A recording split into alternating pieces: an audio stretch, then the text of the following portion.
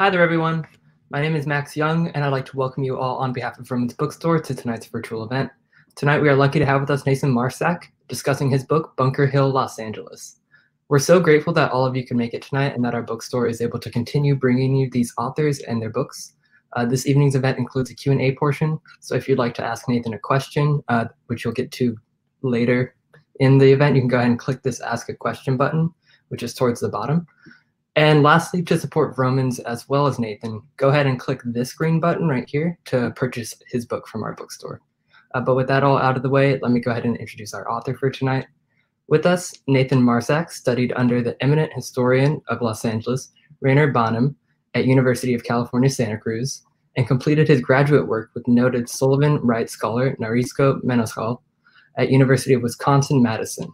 He worked on the curatorial staff of Los Angeles Museum of Contemporary Art and served as historian for the LAPD Museum Archives.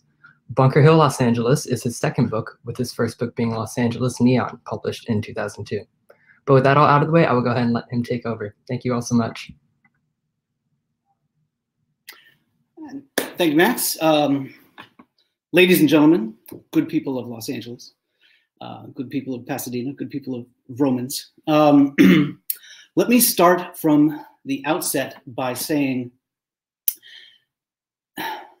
when I moved to Los Angeles 25, almost 30 years ago, I would go to Vromans, obviously, and I would go to the book signings, I would go to the events, go see, I don't know who, James Elroy or Walter Mosley up there, and I'd think to myself, you know what, someday it's going to be me up there. It's going to be me signing books, and it took me, 25 years to, put together a book worthy of being here on stage at Vromans, sort of.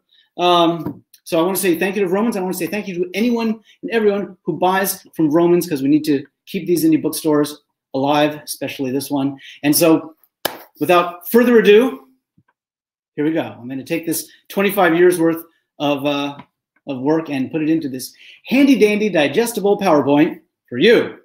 So, first slide. Boom. Oh, so beautiful. Look at that. Bunker Hill, Los Angeles. Now, so Bunker Hill, broad strokes. It's the famous first suburb of Los Angeles that started out as this haven of rectitude, devolved into a den of decrepitude. That's the common narrative. It became this den of vice. So up there in your upper left, you see the famous Bradbury Mansion. And then down there in the lower right, it became, you're hanging your dirty laundry up to dry. What's up with that? City Hall glowering down at that. If you read the LA Times in the 1950s, it always talks about, it's this, you'll never find a more wretched hive of scum and villainy. It's all, hopheads and slatterns and grifters. Hey, I resemble that remark. But that wasn't until the terrible bankers came, the banksters, the bloated plutocrats in their frock coats and top hats, and they tore it all down. Now, that's what the Mike Davis camp would have you believe. That's the common narrative. That's the dearly beloved truth. There's a lot of dearly beloved truths about Los Angeles. As long as we're on the subject, ladies and gentlemen, I will disabuse you of the notion of the fact that, first of all, there was no streetcar conspiracy, ladies and gentlemen. And secondly, let me just tell you that the Dodgers had nothing to do with the depopulation of Chavez Ravine. But that's a topic for another time. So my point being that the opposite of what you believe about Bunker Hill is true. By all actual and primary accounts, Bunker Hill, actually, pretty nice place. And it wasn't greedy corporate fat cats that brought it down. It was your beloved, vaunted government that did that with all their best intentions. God bless them. City Hall, City Council, Community Redevelopment Agency, using federal money that kicked out all those poor people. And that is the tale we will tell tonight here on Bunker Hill PowerPoint. Here we go. Boom. Let's define our terms, because that's what historians do from the outset. We're going to talk about our common boundaries. Hill Street to the east, Fifth Street to the south, Figueroa to the west, Sunset to the north, though the area between Temple and Sunset is often thought of as Fort Moore Hill, which we cover in the book in no small amount, but the concept of Fort Moore and the Mormon Battalion and all that, it's a bit much to get into here tonight. Buy the book. And if we look at, whoopsie daisy. Hey, it's going cray-cray. So Bunker Hill, here it is, over there, up on the upper right. It wasn't called Bunker Hill then. We're up on the aforementioned Fort Moore Hill right now, and we're looking down Broadway, and there's this hill, this unnamed hill. It was called, look, there's that hill. It was like, hey, look, es una gran loma, you know, Bob's Hill. I'm Bob, that's my hill. But up rode a great man. What was his name? Why, it was Prudent Beaudry, yes? He just showed up. He's this crazy French Canadian, and he rode up in the 1850s. I think it was about 1847. And in 1867, he bought that dry, worthless land with an eye toward, you guessed it, subdivision, which he did. And he worked through the rigmarole of how to get water up there, and he made a pretty penny. Let me show you something. Let's go back a slide. Now take a look again at the top of that ridge, and that's where like Bunker Hill Avenue would go. And now look at that ridge in the 1880s. You crazy kid. There. Look at that. Look at that. The spine. That's the Rose Mansion at far left, the Brunson Mansion, and with the the pointed cupola, the Crocker Mansion at far right. Huh? Cool stuff. Let's talk about some of the architecture that we commonly associate with Bunker Hill. Wow, I'm really going cray over here. Okay, I'm excited. What do you do? I get excited. It's Bunker Hill. The first structures were Italianate and folk Victorian. Here we see with the Frederick Spar house. Frederick Spar was this Prussian carpenter. He was 62 years old when he built that house by himself. So there's a little nod to Gothic revival there. You'll note in the spirit of the ever important Andrew Jackson Downing and the ever wonderful Alexander Jackson Davis. Who said that we needed to stop building these, Greek temples out in America and start, well, anyway. I could talk Andrew Jackson Downing all night long, but we're not going to go that route. We're going to talk a little bit more about folk Victorian. Take a look at these buildings at 2nd and Olive Street, classic center gable with the porch off the side, and that porch has got a little gingerbread work on it over the railings.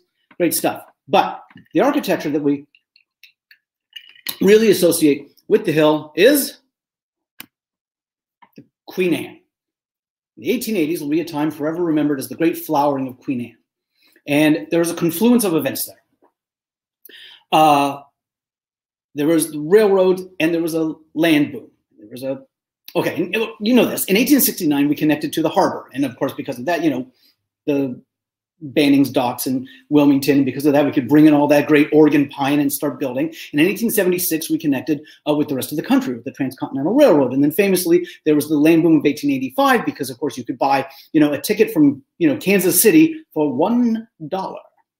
And the colonists settled the land. They wanted to bask in the glow of the orange. And these newly planted folk built in the Queen Anne. Actually, that's not true. What really happened was a bunch of newly planted folk showed up, and the people that were already there went sniff, as my mother used to say, NOCD, not our class, dear. So they ascended up onto the hill above the effluvia and started building in the Queen Anne. Now, you look at these Queen Anne houses, which is sort of a cocktail shaker of Elizabethan and Jacobean nonsense, and you look at this sort of multiplicity of historic design sources, and you think it looks very quaint. But no, remember, these houses are terrifically modern. The balloon frame through which they were built they were only able to build this way via something very modern, which was the machine nail, which allowed for this structural expressivity and this sort of willful irregularity. And the flexible, informal interiors was just a new way of domestic living, noted for its abjuration of this old-fashioned formal interiors. And these houses, with these big expanses of glass, they had light and they had air. And my God, they had flush toilets and pressurized gas.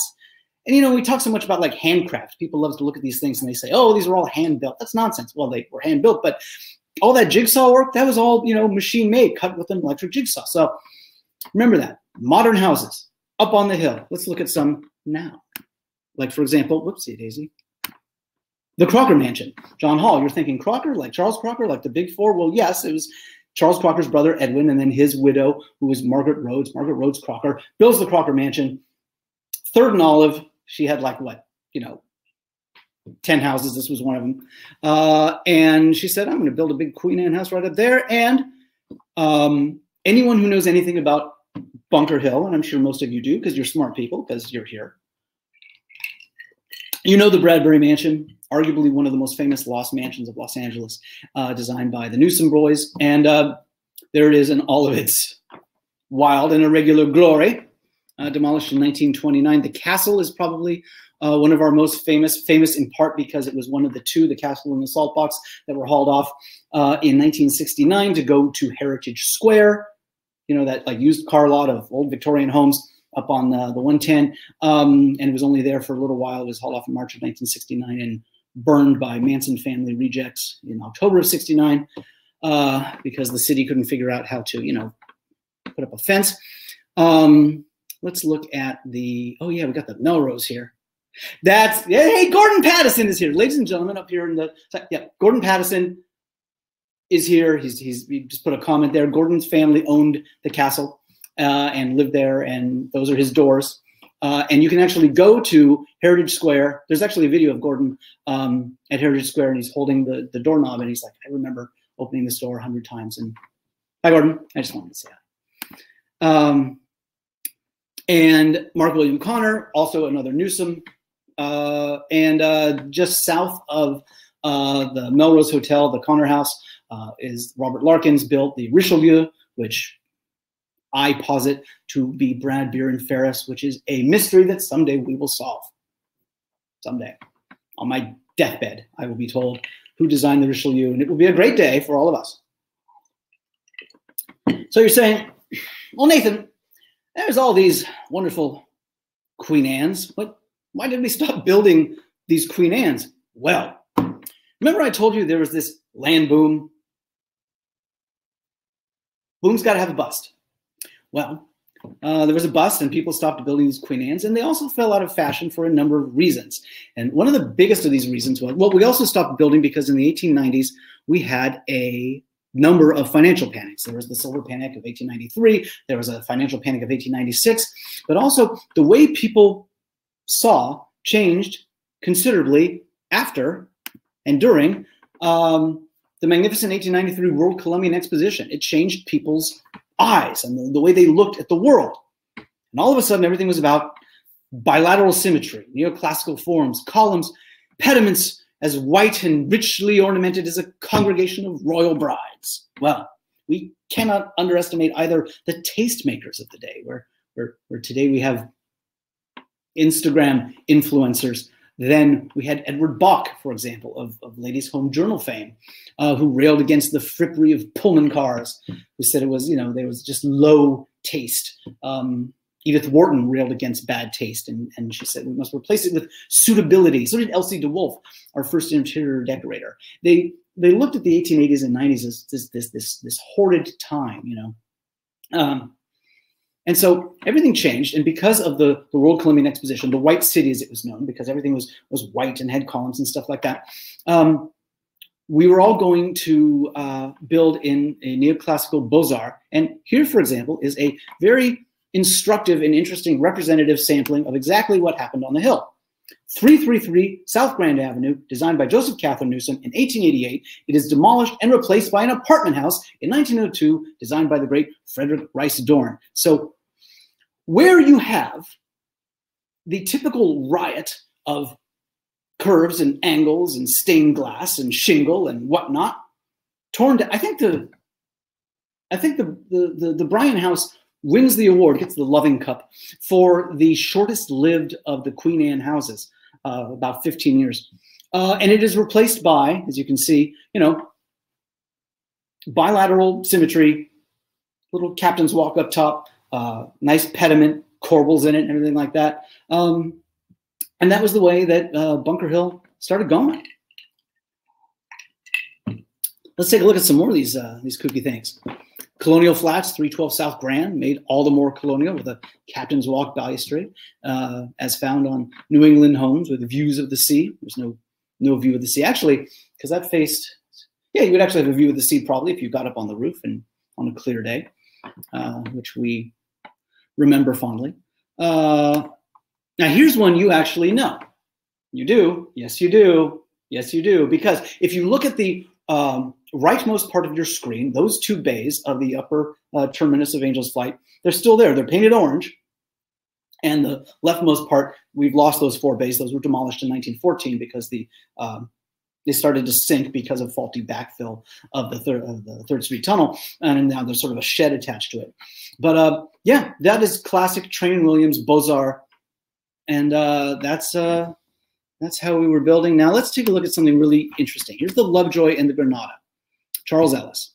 Now, look how he castellated the roofline of the Lovejoy, which is Beaux-Arts, all festooned, swag and garland, pedimented. But he's also crenellated the parapet of the Granada, which has the hallmarks of the Mission vernacular, scalloped parapet, stucco walls, that 60-foot arcade, which brings us to the Mission style. Oh, which I just love so much. Oh my God.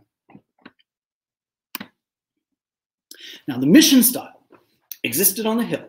It was deemed the proper expression for California. It had been popularized during the 1893 Colonial Exposition, just as had the Beaux-Arts. So in using this style, they were saying that Southern California is picturesque. It is unique. Now remember, the Mission style, first style to start in the West and spread east. Take a look at the Fremont Hotel here. First and the greatest of the Mission hotels on the Hill. John C. Austin. You may have heard of John C. Austin. I don't know. Griffith Observatory, Hollywood Masonic Temple, Shrine Auditorium, City Hall. I know you're saying City Hall, it's Parkinson, but Austin had a very deep and important hand in City Hall. Hall of Justice as part of Allied Architects. And the Mun down there by Arthur Haley. A.L. Haley is one of the 5 major structures on the Hill is the Mun. Haley's forgotten now, but probably half of all the major apartment buildings at turn of the century Los Angeles, turn of the 20th century Los Angeles, were designed by Haley. Just an amazing guy. So let's take a look at the M's I think we have next. That's right. Newsom had gone up to San Francisco, comes back, and the first thing in 1905, first thing he builds was the M's for Charles Clayton Emsweiler, which is why it's named the M's. But then they had the quake, so he went back to San Francisco in 1906 to help rebuild. So those are sort of the main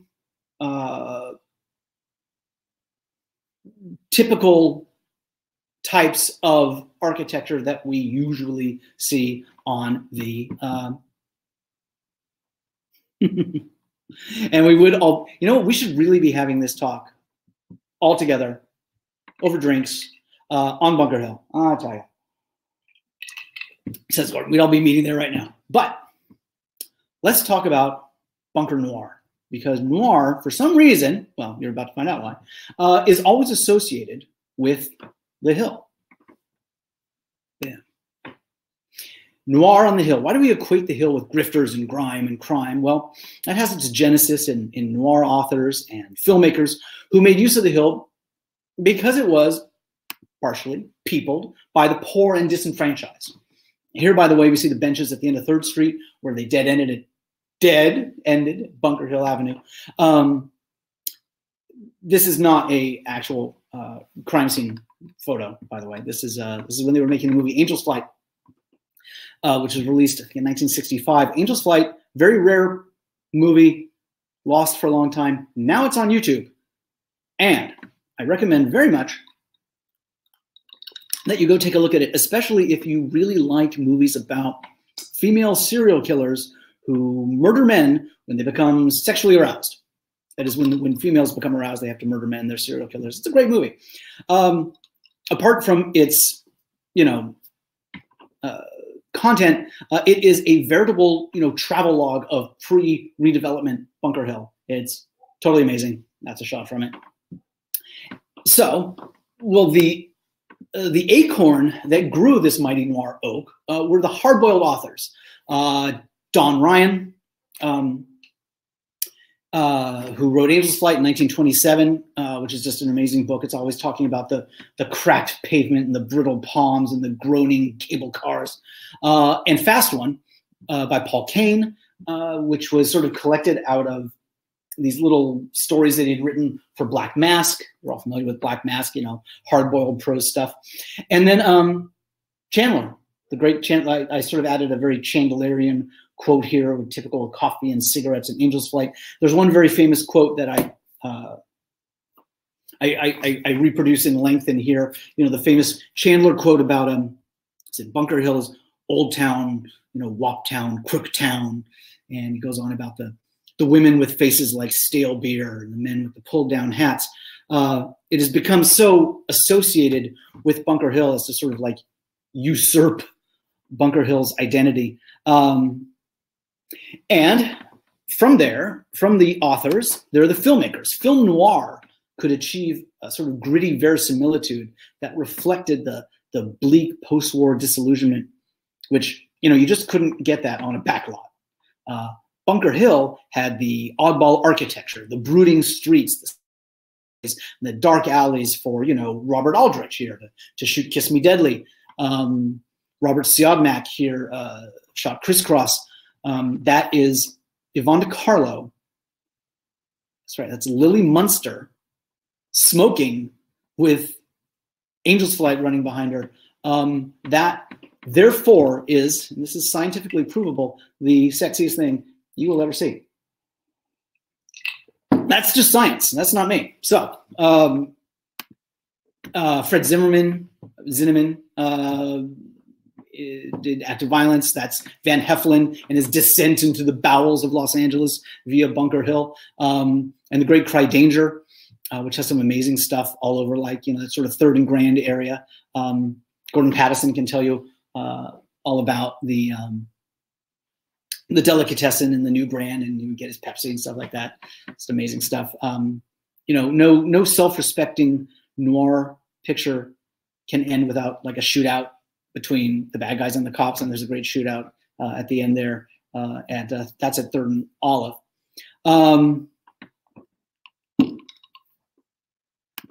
Let's look at some sort of downtrodden parts of Bunker Hill. 3rd Street was an area that was pretty dark. Los Angeles Times referred to it as a secondary Skid Row. It was no stranger to cheap rooms, liquor stores, pawn shops, dive bars, chop suey joints, the works. This top photo is 3rd on the west end of the tunnel, Hope to Figueroa in the flats. So that's where it was a little dicey.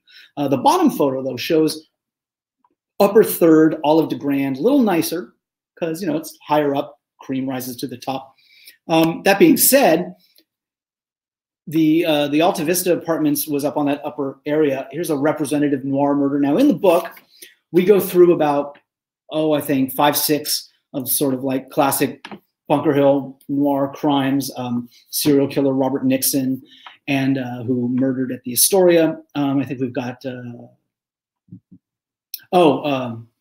Judd is in there when she gave herself up at the mortuary on Court Street. You know, trunk murderous Judd. Anyway. Winnie Ruth Judd. You all know Winnie Ruth Judd, the leaking trunks. Well, you'll read all about it in Bunker Hill, Los Angeles. But here's when Harriet Allen had been married just 8 days to her husband, Robert. And her old flame, Bruce, showed up on a Sunday morning, guns her down, bang, bang, bang, bang, bang, leaves one bullet, turns the gun on himself. And interestingly, John Fonte moved into the Alta Vista just a couple months later. Might have even been into the same room. I don't know. But it was based on his experiences there in the Alta Vista that he wrote the book, he called it the Alta Loma and Ask the Dust, but he wrote Ask the Dust, which is arguably the quintessential book about Los Angeles, made into not the greatest movie about Los Angeles. Robert Towne gave it a shot, Robert Towne of Chinatown fame, but it certainly took some interesting liberties with Bunker Hill, but we can talk about that another time. Hill Street was a really interesting area, just the other side of, like, for example, this photograph is just across from Angel's Flight. Some stuff here, Otto Stephen Wilson, where it says 2 women brutally slain. One was slain right there. The other one was slain at the Barclay Hotel at 5th and Main. Otto Stephen Wilson is our fave Bunker Hill cannibal necrophile. Probably one of our top 5 favorite cannibal necrophiles, but this one is Bunker Hill, so he's really great. He killed Lillian Johnson there in 1944. He's arrested 2 doors down in the Myrick Hotel, the same place that Guy Anthony Manella strangled Arturo Macias with a pillowcase in 1947. And then over there where it says soldier admits killing pickup, that's where Frank Kubarek strangles Marie Wallace in 1950. Now that's still there. If you know the La Città or La Città, I guess because it's Spanish and not Italian. Anyway, that bar, now you're thinking, but it's only like 1 story. Well, they took the top 2 stories off in 1984. Anyway, so that is built in 1895. That is the oldest piece of Victorian era Bunker Hill left anywhere. Go to the La Città bar, check it out. You will probably see the ghost of the strangled Marie Wallace, strangled by Frank Kubarek in 1950. So there's a lot of noir around there. You probably will not be able to go walk around Clay Street because Clay Street is completely wiped out. It's another part of the world full of human detritus. I'd probably be hanging around there.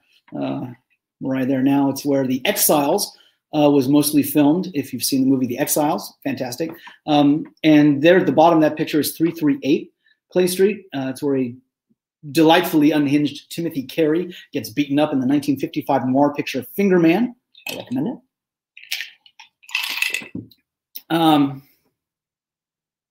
So I'm telling you all this because these are the traditional and typical ways in which we see and understand Bunker Hill. And it's the way I grew up understanding Bunker Hill. It was all the noir pictures that I would go see at the revival houses, or it was the black and white images by Arnold Hyland or William Raig with the long shadows. But then something happened. Then I started collecting, red bordered Kodachromes. Or I started talking to people who lived there. And I started to get a different picture of it. And I started to realize that maybe the reason I believed Bunker Hill to be so noir-y, if that's a word, it is now,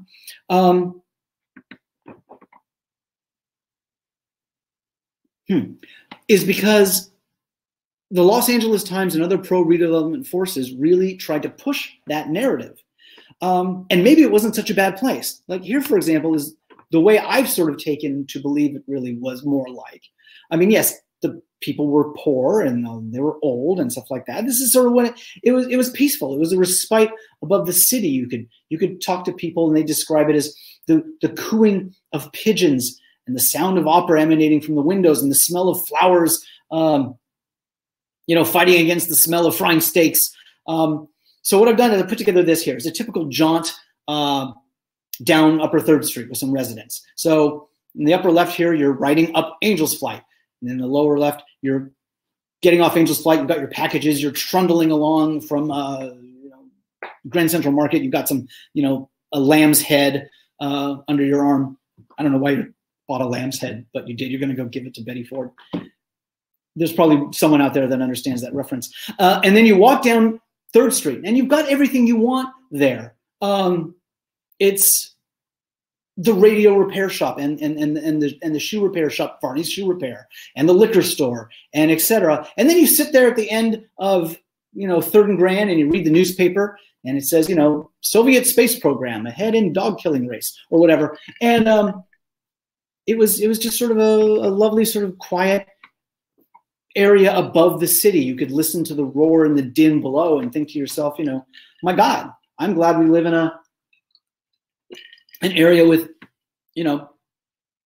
low car ownership and nobody comes up and bothers us. And yeah, there's this sort of physical isolation from the rest of Los Angeles and nobody comes to bother us. I hope a bunch of bulldozers don't show up.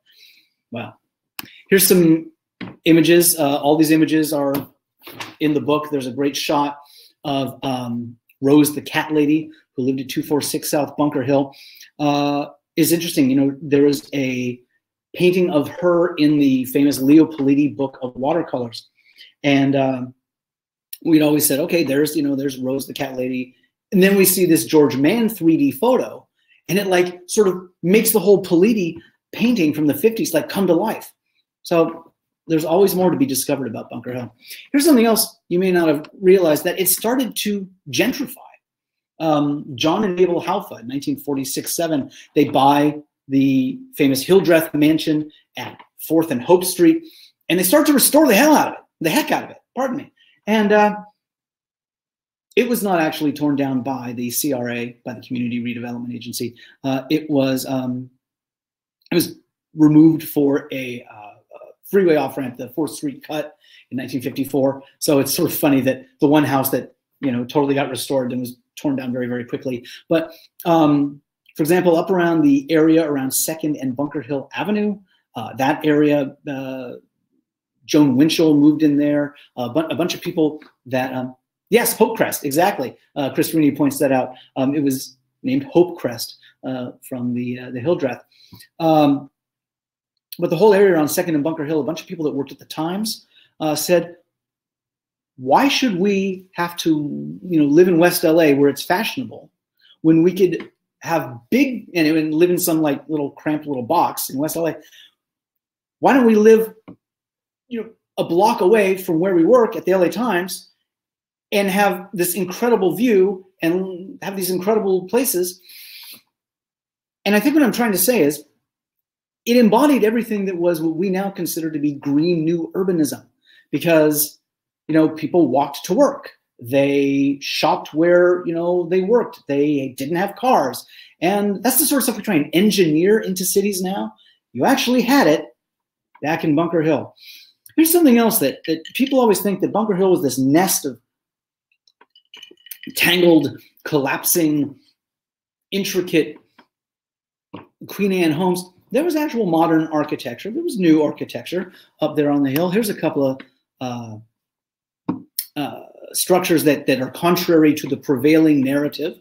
There was, in fact, modern on the hill. For example, 144 South Grand, that was the Avalon Apartments at 2nd and Grand, built in 1939-40, and the Bunker Hill Recreation Center by William Lee Willett, AIA, was a whole acre of, you know, super streamlined modernist concrete for kids to, you know, the kids would fall off and crack their heads on the concrete, but it was better than them cracking their heads on the concrete out on the street. So there you go.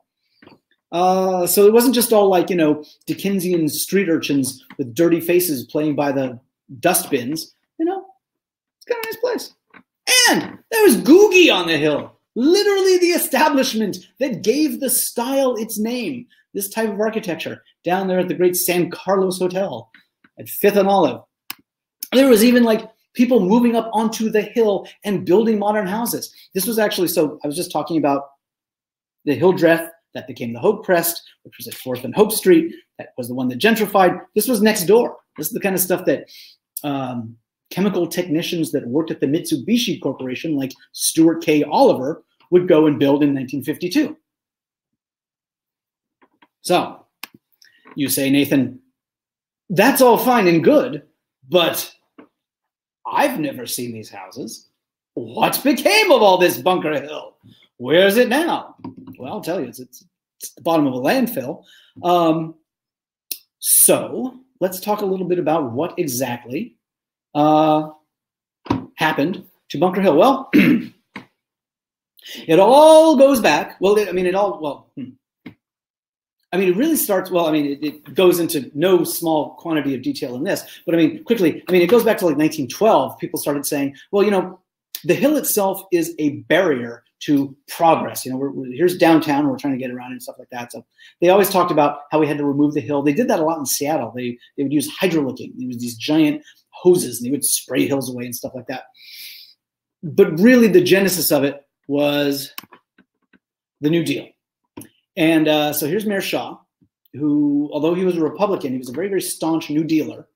And so under the New Deal, the idea was take everybody's homes, tear them down, and put up big concrete blocks and put them back in there. And that was going to spur, you know, economic growth. You know, just like in Russia, like they did in Russia. And I know you think I'm being hyperbolic, but I'm not. Catherine Bauer, who actually was, you know, housing authority, went to the USSR to learn how they did it, and then came back and said, let's do it. And the New Deal, and Roosevelt said, hooray. So here's Shaw with the little Hitler mustache saying, you know, hooray. So it says what is widened understanding of the needs and problems of the underprivileged in the city's population. So he said, give us $25 million, start tearing stuff down. And the feds said, here you go. So here's go down the line a little bit. New mayor, and Ballrun is saying we want something radical, progressive on Bunker Hill. Well, next thing you know, here's where it starts getting hot and heavy. I'm getting hot and heavy. Well, getting hot, not heavy. I want to apologize to the ladies for appearing in my shirt sleeves, but get to the meat of things now. July 1945, the California legislature, backed by labor unions and housing lobbyists, enacted the Community Redevelopment Act, which strengthened eminent domain to take your home to build projects. And in 1948, Fletcher Bowron and the Fletcher Bowron and parties began the Community Redevelopment Agency. And they, from there, made Bunker Hill project number 1. Oh, see the picture of the lady in the model? There's a picture of the model, that model in color, in this book, which you will see nowhere else. I was after that picture of that color slide 2 years. So you're welcome. Anyway, so the establishment of the 1948 Community Redevelopment Act is thereby emboldened by the 1949 Housing Act as part of the Fair Deal. There was the New Deal under Roosevelt, and there was the Fair Deal under Truman. And the act worked akin to previous acts in that it empowered government to seize by eminent domain to build public housing. But what made Truman's act different was its Title I, which uncoupled the taking of private property with the building of public housing. That is, you can buy up, tear down, regrade Bunker Hill, and sell it to the highest bidder if the new tax structure benefits, hi kitty, if the new tax structure benefits government. And this is straight out of the playbook of 1940s progressive social campaigner and economist Irving Fisher, who spoke of highest and best use. That's what you always hear about this. And ultimately, the issue with Bunker Hill is that it cost more in city services, police and fire and emergency services, than they got from Bunker Hill in taxes. That is what doomed Bunker Hill.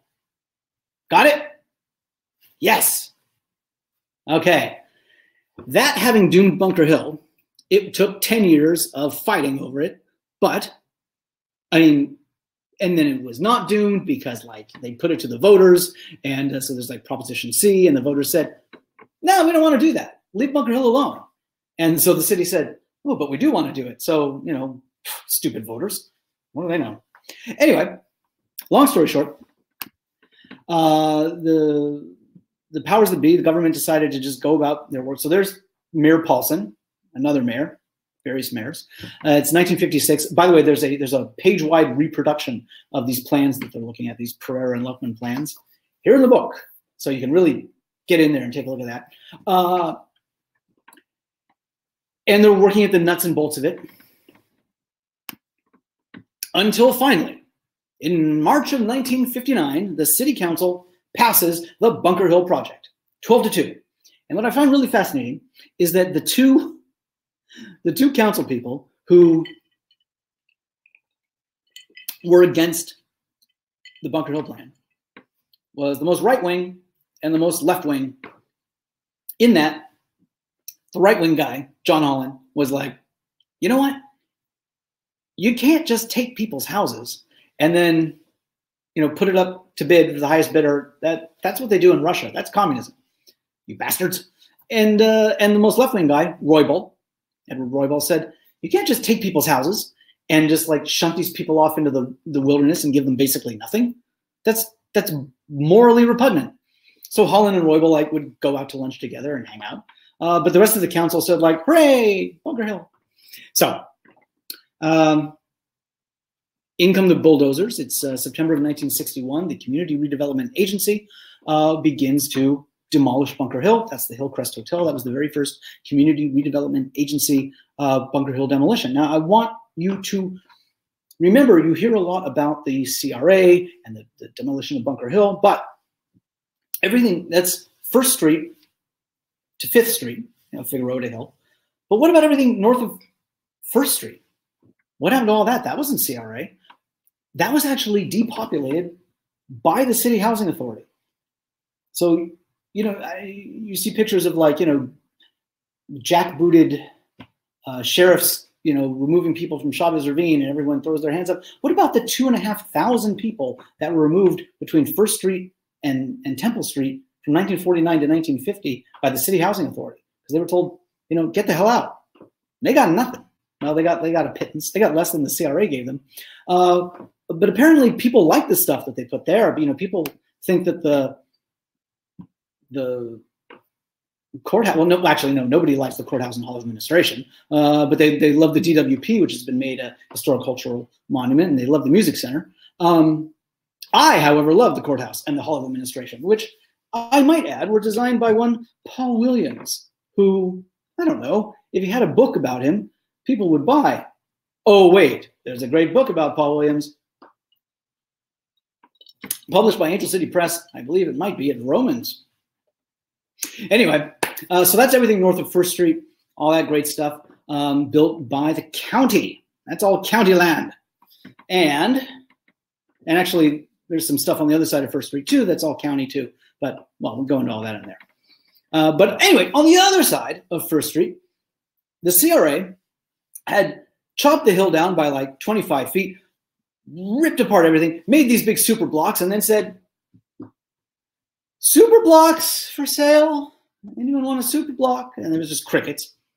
Until one day, after a few years, Connecticut Life Insurance said, one please. And they built this, the Union Bank, the marvelous Union Bank. So after the 150-foot height limit was repealed in 1957, 150 feet, there were buildings taller than 150 feet, but none were taller than City Hall, which was 454 feet. But then the Union Bank was 512 feet. This was the first one. Harrison and Abramowitz. Super cool, you know, corporate modern, if you like that sort of thing. It doesn't look like this anymore. Somebody painted it white in 1994 as a prank, I think. And now it's white, so ouch. Although it was recently made a historic cultural monument. God bless it. Whoopsie daisy. Don't want to miss Bunker Hill Towers, Robert Alexander. In the picture there, at the bottom on the left, that's Robert Alexander. On the far right, that's C. Wayne Griffin. He was a CRA administrator. He was the chairman. And then in the middle, some of you old timers, you might recognize Smiling Sam, Sam Yorty. And so after that, yeah, you get the hill blanketed by the sort of, you know, muscular 1970s, 80s office buildings that you've come to know. The Great Security Pacific has a magnificent intact lobby. The Bonaventure is probably the most sublime interior in all of Los Angeles. Crocker Center, which you know is the Wells Fargo Center, has that magnificently gorgeous atrium designed by Lawrence Halprin. Oh, wait. That was destroyed by Brookfield Properties in 2017. It's a little ironic to think that we weep for lost Bunker Hill, when, of course, now we have to turn a preservationist eye toward post-redevelopment Bunker Hill, because now they're starting to demolish stuff. I mean, the Paul Williams Courthouse and Hall of Administration are now being thought of as disposable, and they're going to build towers there. So, my God, the stuff we have to deal with. And, oops, daisy. Last but not least, let's talk about the sort of present and future of Bunker Hill. The present, of course, you may be familiar with the Geary's Grand Avenue project. You see you've got the Disney Hall across the street, and so there's the Grand Avenue project, and that sort of already looks dated, you know, stacko boxes type of Gearyism. God bless it. And then down in the lower right, there's the Shenzhen Tower, which is intended to be the tallest building between Chicago and Hong Kong, as designed by DiMarzio Kato. So, however, developer Shenzhen only got the thing pushed through because they gave someone, and proprietary demands I not mention their name, gave someone $600,000 so they could pay off staffers they'd been sexually abusing.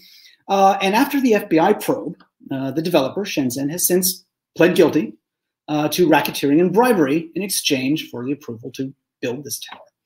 And that, ladies and gentlemen, is the real LA Noir.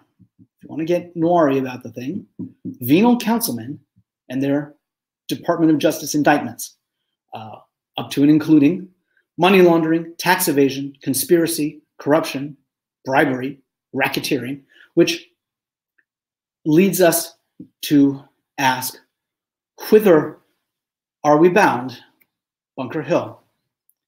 And with that, I hope you enjoyed my little presentation. Mind you, that's only the tip of the iceberg. For a proper and full explication, I recommend you purchase Bunker Hill, Los Angeles, available from Vroman's today. Thank you.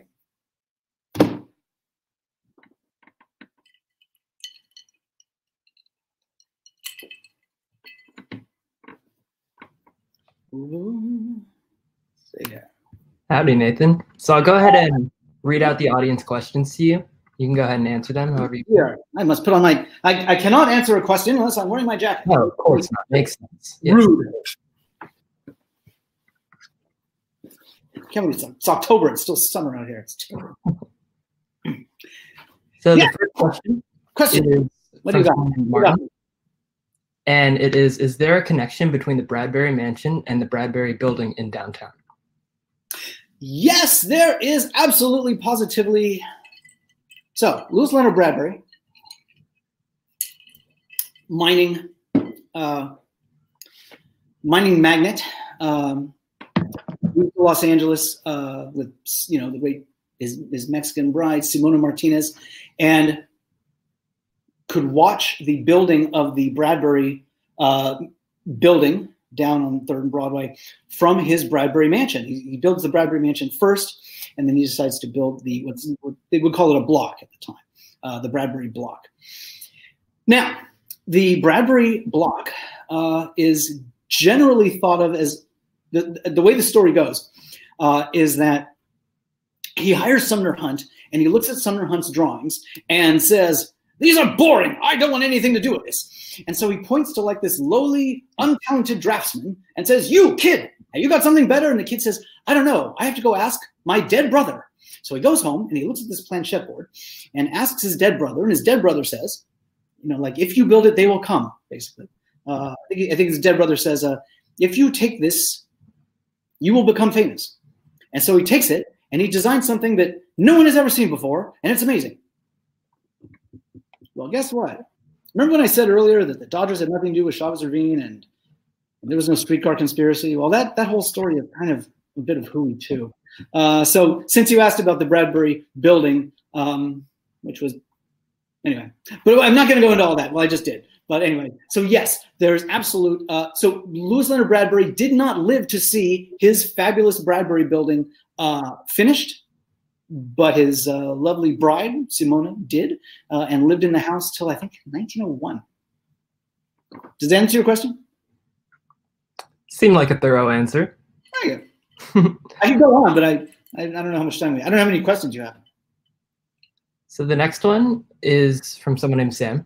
And the question is, was Colonial Flats named before or after the architecture change? After. The sort of fundamental change in the architecture was like 1893. Colonial Flats was built in 1902-3, so about 10 years after. Nobody really built on the hill till about, that is to say, after the downturn till about 1902, and when they did start building again, after the collapse of the building trades in the late 80s, Beaux-Arts had already taken over. Yeah. I think you see what I'm saying. What's really interesting is then there was another financial panic in 1907, and people stopped building again. And so from then on, everyone said, "All right, enough with Bunker Hill." Awesome. The next one is from Chris, and the question is: do you think it was really cost? Do you think they made a error? Let me try and figure it out. Do you think? Do you think it really cost more in city services, or was that a convenient excuse? And I'm not exactly sure what that's referring to. I They could have asked it at some point in the event. Yeah.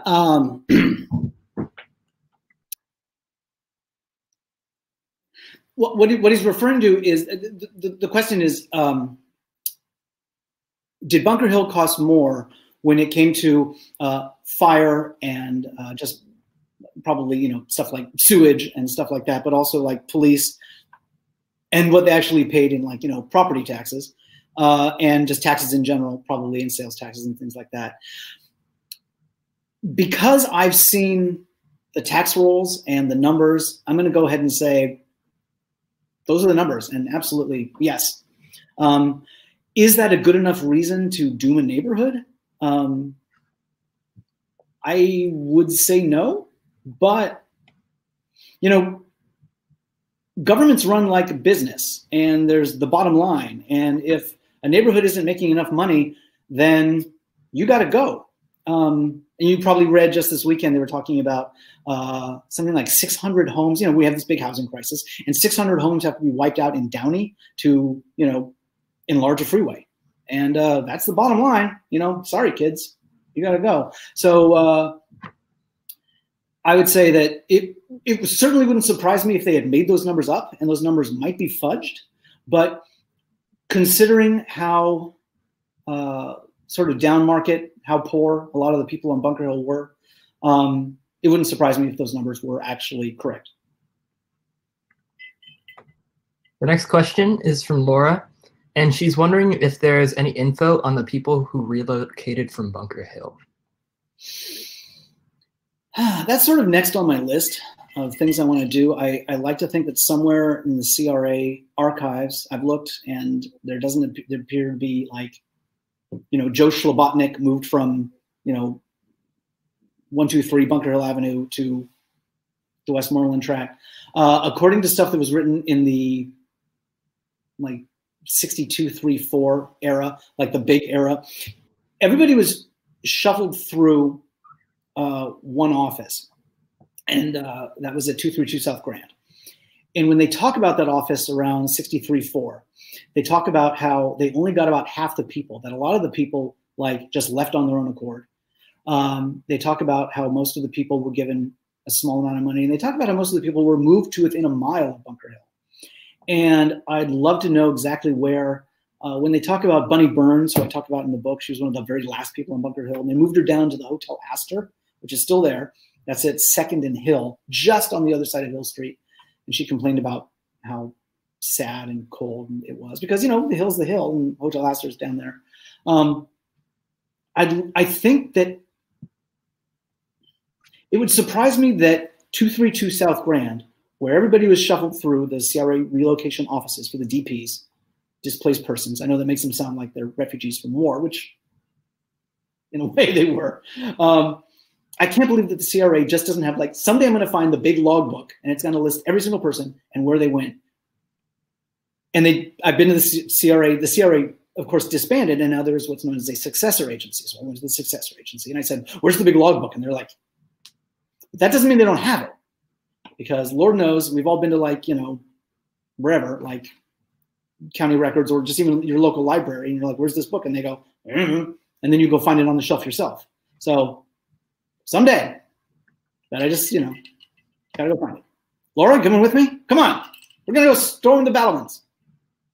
Gotta find that book. I have faith that you'll find it.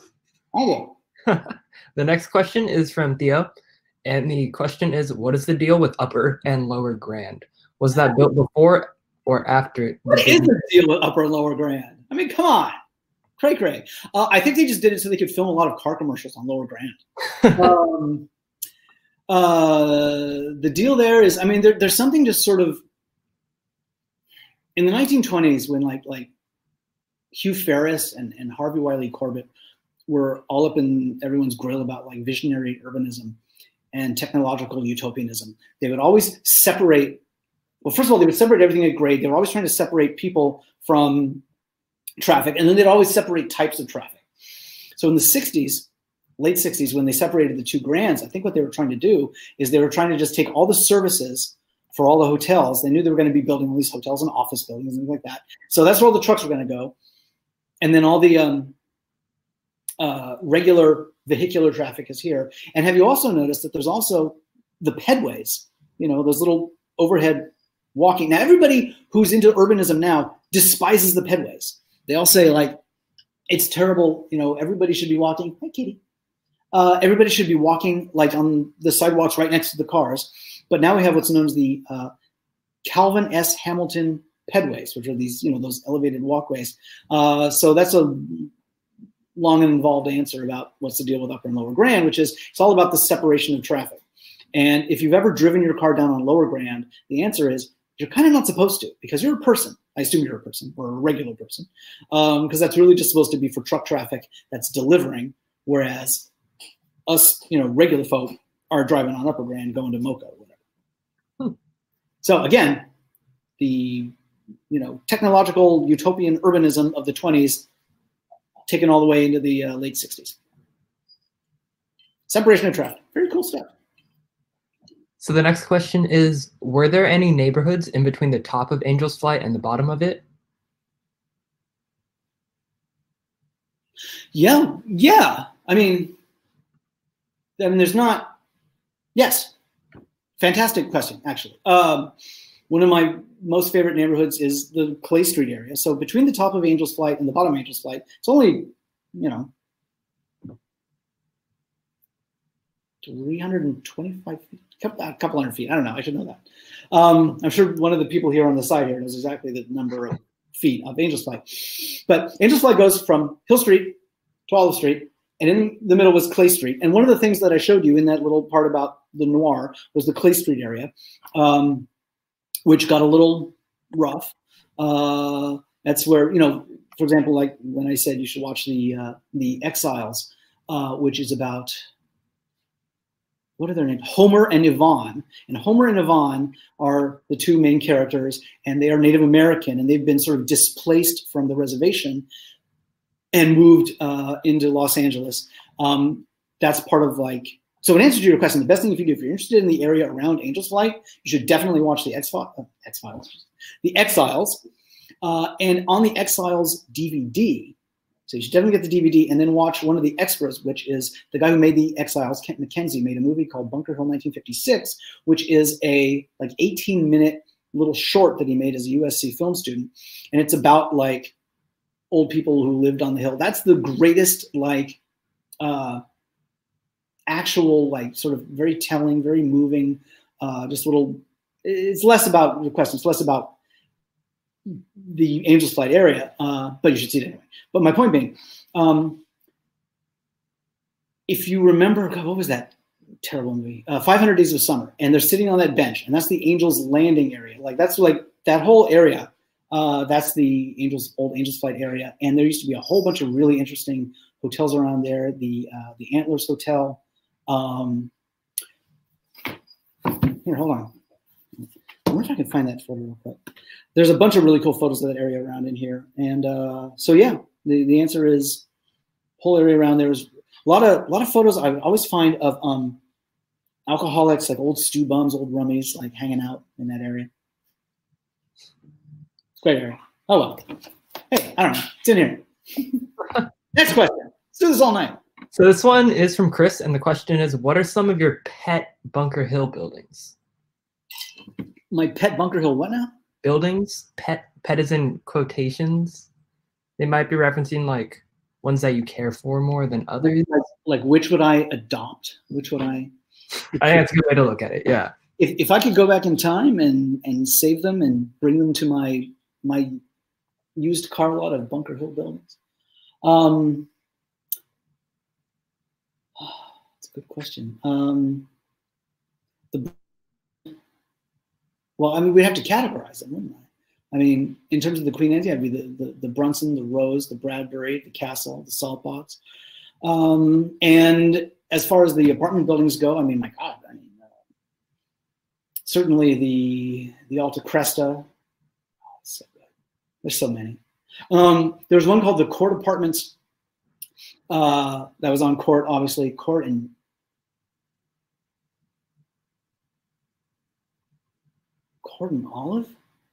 Cordon Grand, and it had these carved sort of these big bearded figures. They kind of look like Aquaman, you know, guys. Who's the guy with the big beard? He's in the sea. That guy. Anyway, it's not my. I think it's Aquaman. I think you're right. Yeah, the big Aquaman guy. Anyway, definitely that one. But honestly, if I could be anywhere, it would be in the, like, you know, the Angel's Flight Cafe, in the bar in like 1952. So if I could just like pull like a little jewel box out of time and like put it in my backyard, it might be that, which was this Angel's Flight Cafe. There was these shops on 3rd and Olive that were modernized in 1936 into the sort of glass brick and streamlined aluminum with big neon signs. So very sort of Bunker Hill. But Rick Prelinger has these wonderful archives of old films. And so he found a 1962 New Year's Eve film of people whooping it up, like just as the hill was being demolished. You know, it's just this little slice of time in color. And it's a slice of time of, you know, that's where I would want to be. And that's what that would be my pet. Like just rip that out of time and plop it in my backyard. Angel's Flight Cafe is also where they filmed a whole lot of the aforementioned Angel's Flight movie, although the interiors of that they shot in the set, a lot of the exteriors are there. I mean, there's so much. I mean, if you're really asking about where I would, if I could go back in time and, like, you know, snatch something, maybe if I would take Gordon Patterson with me and we would go hang out in the little Angel's Flight Pharmacy at 3rd and Grand. That's a good pet one for me. There's a lot. Awesome. So we do have to go ahead and wrap it up there. Oh, come on. It's getting warmed up. Thank you so much to everyone in the audience for tuning in tonight. Go ahead and click that green button towards the bottom of where Nathan and I are to go ahead and purchase this book from our store. And Nathan, thank you so much. You were awesome. You were awesome. Thank you so much. Thank you, everyone, for your interest in this topic. And I hope you all enjoy the book as much as I enjoyed writing. Yay! Have a good night. Thank you all. Good night.